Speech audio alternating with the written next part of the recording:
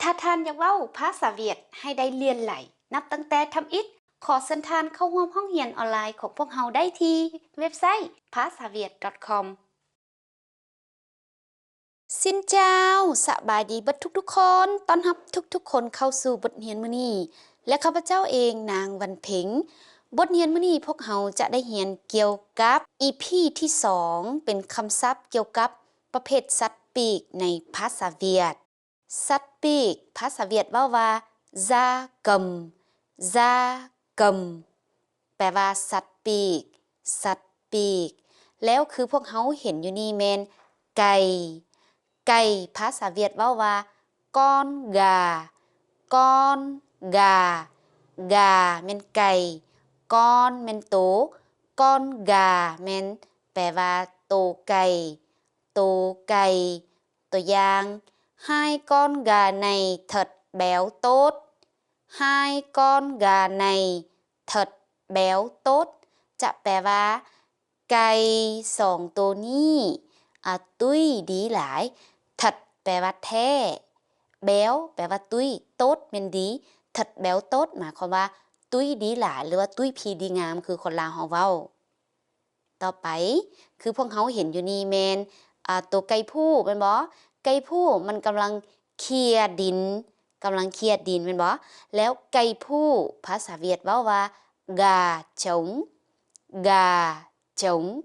gà trống แปลว่าไก่ผู้ตัวอย่าง con gà trống này đang bới đất tìm giun con gà trống này đang bới đất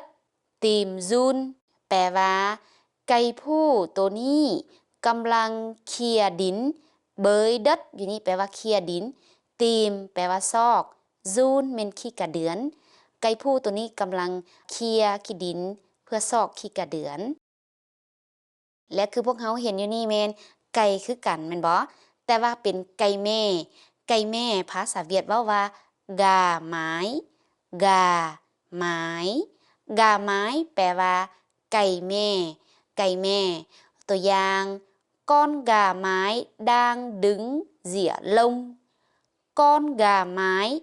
đang đứng rỉa lông จะแปลว่าไก่แม่นี่นะกำลังยืนดึงอยู่แปลว่ายืนเนาะเสียลงแปลว่าแทะขนคือพวกเขาเห็นอยู่นี่นะเวียดจะเอิ้นว่าเสียลงคือพวกเขาเห็นอยู่นี่มันไก่น้อยแม่นบ่ไก่น้อยภาษาเวียดว่า gà con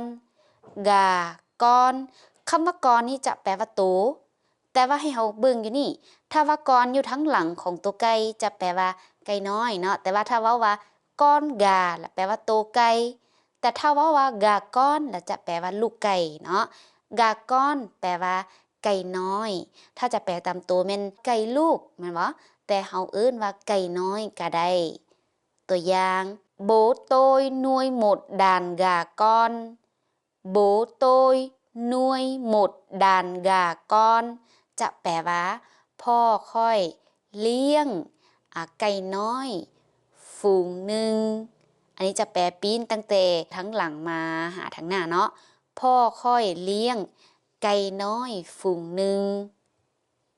และคือพวกเขาเห็นอยู่นี่แมนเป็ดภาษาเวียดว่า con vịt con vịt vịt แม่นเป็ด con แม่นโต con vịt แปลว่าโตเป็ดตัวอย่าง đàn vịt này là của bà Lan đàn vịt này là của bà Lan จะแปลว่าเป็ดฝูงนี้แม่นของแม่เฒ่าลานด่านอยู่นี่จะแปลว่าฝูงกัวแปลว่าของด่านวิดในลากัวบานล้านเป็ดฝูงนี้แม่นของแม่เฒ่าลานและคือพวกเขาเห็นอยู่นี่ก็แม่นเป็ดคือกันเนาะเป็ดคือกันแต่ว่าอยู่ในภาษาเวียดแล้วก็ภาษาลาวนี่เป็ดจะมีหลายๆชนิดหลายๆประเภทแต่ว่าคือพวกเขาเห็นอยู่นี่มันเป็ดเทพแม่นบ่เป็ดเทพภาษาเวียดว่ากอนงานกอนงานแปลว่าเป็ดเทพหรือว่า โตเป็ดเทพก็ได้ตัวอย่างด่านงานrủ nhau xuống ao bơiด่านงาน rủ nhau xuống ao bơi จะแปลว่าฝูงเป็ดเทพ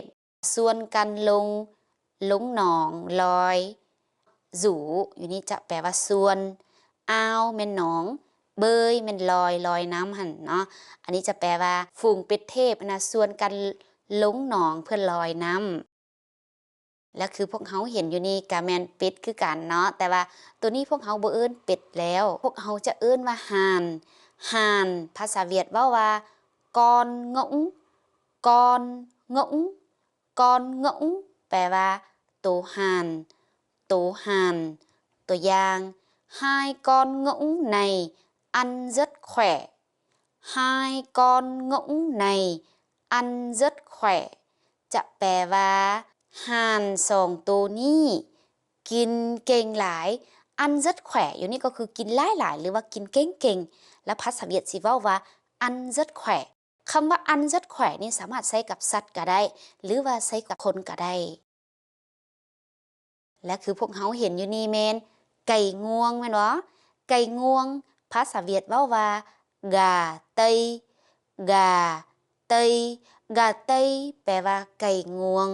ซึ่งว่าคำว่าเต้ยอยู่นี่จะแปลว่าตะเวนตกหรือว่าแบบว่าตะเวนตกนี่จะเป็นพวกฝรั่งพวกหยังใหญ่ๆแม่นบ่แล้วอยู่ในจินตนาการของคนเวียดถ้าอีหยังใหญ่ๆแล้วเวียดสิเว้าว่าเต้ย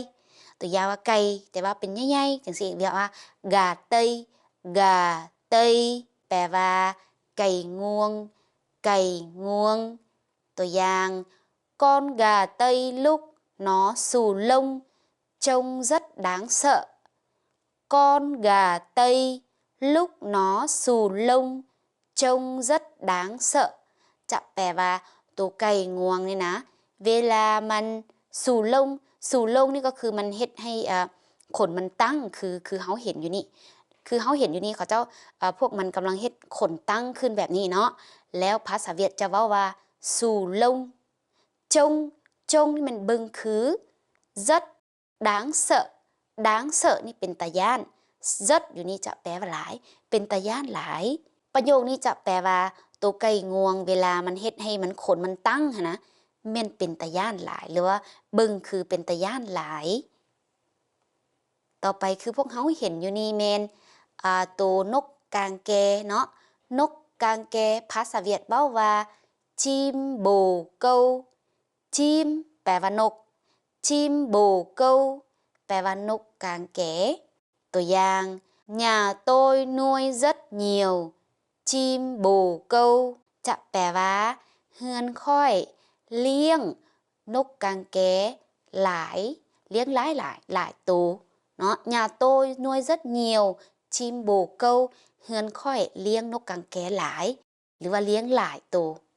แล้วอันนี้จะเป็น EP ที่2ที่สอนเกี่ยวกับสัตว์เลี้ยงที่ว่าเป็นประเภทสัตว์ปีกในภาษาเวียดทุกๆคนอย่าลืมติดตามเพื่อที่จะบ่พลาดวิดีโอ EP ที่3ที่สอนเกี่ยวกับสัตว์ป่าในภาษาเวียดนำกันเด้อขอขอบใจทุกๆคนที่เข้ามาเบิ่งแต่ต้นจนจบ